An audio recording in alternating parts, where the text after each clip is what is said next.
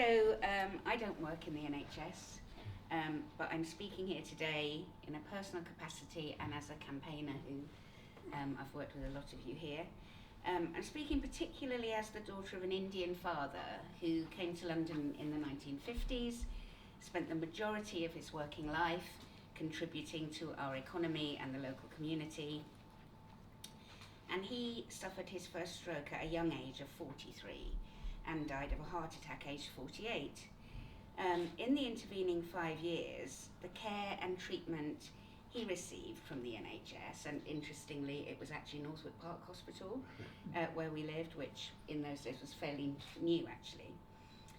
The care that he received there meant that he was able to return to work for a time, contribute to our local community, and have some extra precious years with his family. And at that time, the NHS wasn't under the pressures that it's under now. The next real experience I had was having my 2 children. I'm the mother of 2 sons. The NHS was there when they were born. And my elder son, at 3 months old, needed an emergency operation to deal with a severe interception. I ended up staying at the Whittington for a week on a mattress on the floor next to him, and we were wonderfully cared for. And then more recently, I've seen the care and dignity afforded where the resources are available to one of my best friends as he was dying of cancer last year. So our NHS and being properly resourced and universal is really important to me. So I'm speaking here today also as a member of the EC of KONP, and also an officer of the Labour Representation Committee, which also focuses on NHS campaigning. So Sonia in particular highlighted the toxic ideology that's undermining our NHS on all sorts of levels. So I want to focus on a particular and personal concern that KONP as a whole is addressing as a national campaign, and that is Migrant Charges. So we're working alongside great organisations, including Patients Not Passports, MedAct, and Docs Not Cops. We want to address this because it's a very insidious manifestation of the hostile environment, which seeps into all aspects of our lives these days. So the hostile environment oversees the deportation of people who've lived and worked in this country for decades, and as Sonia pointed out, denies them health care. That might be due to lack of required paperwork, but it also seeks to impose a culture shift within our NHS. So it doesn't just affect patients, it forces staff to be complicit in policing and excluding patients until this kind of discrimination becomes a normalised part of daily routine. And this is obviously in direct conflict with medical and nursing ethics, including first do no harm, duties of a doctor, and the duty of care which applies to all NHS staff and their employees. So one of the things that this particular campaign looks at, as well as healthcare, is the Immigration Act 2014. So under the terms of that act, NHS hospitals are obliged to identify migrant patients and charge them up to 150% of the usual cost of their care. So no one should have to pay 150% of something that was designed to be free. And neither should people who are here on working visas be forced to pay twice, because the majority of these people already pay tax and national insurance, as well as helping to keep our NHS running. So in October 2017, NHS England introduced further regulations requiring ID checks for all patients accessing care, including maternity and antenatal care, paediatrics, and cancer treatment. Trusts are now required to charge in advance anyone who can't prove their eligibility for free NHS treatment, and they're being told to report to the Home Office those with unpaid debts for treatment. So trusts are under increasing pressure from this so-called NHS improvement to try and get as much money as possible from these charges. And if they do follow up the charges, they're reimbursed 50%, even if they don't get it, if they can prove that they've actually followed it up.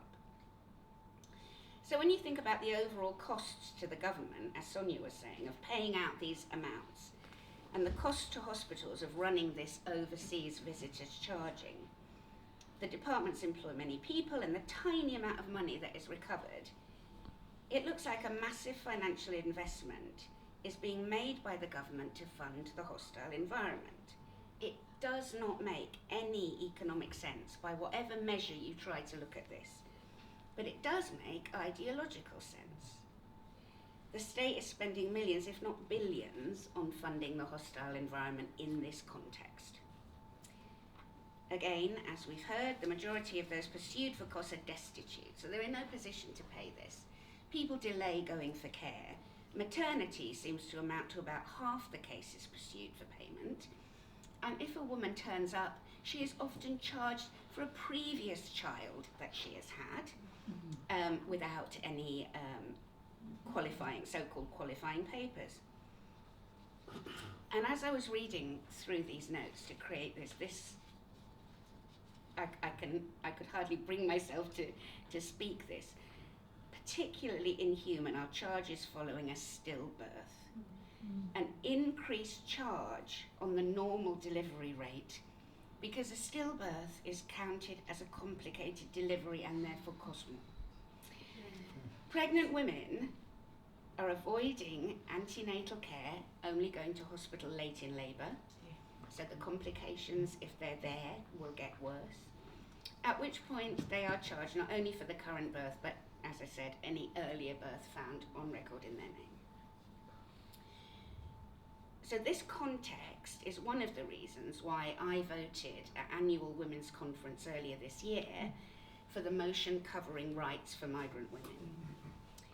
So the motion was deploring the 2017 introduction of NHS charging regulations requiring undocumented and destitute migrant and refugee women to pay upfront charges.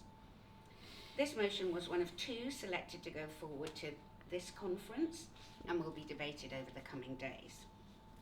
So I hope delegates who have the opportunity will bear in mind this context when that particular motion is debated. So what we seek to overturn is not only the inequality and injustice for patients. In wards up and down the country, doctors, nurses, admin staff are asked to make absolutely impossible decisions about whether or not to treat patients, depending not on need, as originally conceived, but on some arbitrary measure of entitlement. Those refusing to comply have then been threatened by their trusts, accused of fraud, and bringing the trust into disrepute. So this whistleblowing, not in this particular instance on migrant charges, but has also been picked up, as Bill knows, and has been working on with the NUJ against whistleblowing. So if healthcare professionals come clean about this, they are putting themselves at risk, which clearly should not be the case if they're speaking to journalists. So these regulations seriously undermine one of the few institutions, as we were saying, and as Steve says is recognised across the world, one of the few institutions that truly represents progressive political ideals. And they are a direct attack on the equality and class solidarity embodied in our NHS. So on the one hand, we have our National Health Service as originally conceived, the legacy of one of the most progressive and radical government programmes. On the other, we have the hostile environment in its entirety. Austerity, poverty, homelessness, loss of hope, the legacy of one of the most callous, self-serving, dishonourable and inept government programmes. So how can we protect the former against the onslaught of the latter? Well, as we have heard, and we all agree, we love our NHS, so we will do what we can as campaigners. KONP is working with many of the national campaign groups that have mobilised against these toxic regulations. We've also been speaking to Diane Abbott because we further call on Labour to join with the BMA, the Academy of Medical Royal Colleges and Royal College of Midwives to demand that the healthcare charges be suspended or abolished, and part of that will be, obviously, John has the health portfolio, but we need many departments to be part of this, with further call on Labour to commit to repealing sections 38 and 39 of the Immigration Act 2014. Not only are these racist and unfair, these policies continue laying the groundwork for increasing privatisation of our NHS by denying care on the basis of arbitrary status, and that is a slippery slope. The final step along this dangerous path will be denial of care for all UK citizens who don't have either private health insurance or personal wealth. So let's not be divided and distracted by specious arguments that we hear all the time on street stalls or knocking on doors about health tourism, leeching money out of our NHS. This amounts to, I think, less than 0.5% of the annual NHS. Less than 0.1%. It's less than the stationary budget for the NHS. Okay. That's true. So, and let's not be distracted by the argument that these charges, migrant charges, are necessary to cover costs. They're absolutely not. Because in 2015, a third of hospital trusts were spending more to collect these charges than they were making. So it's the same thing as bringing Atos in to review people's benefits. It costs more to get Atos and pay them than it's in savings. So the true cost of the migrant charging regime includes: 1, the immediate cost of administering the programme, wages, training, IT, etc. 2, the drain on health workers' time and morale because of that conflict with their ethics and clinical responsibilities. And 3, as we have all said, the negative public health impact because people delay actually seeking treatment. So without a full-scale review, and in my opinion even after a full-scale review, any claim that the NHS benefits from these regulations economically is completely bogus. So I want to finish with a response to the great Nye Bevan, who may or may not have made the famous quote, but I would say, we are the folk, this is the fight, our NHS. Yeah.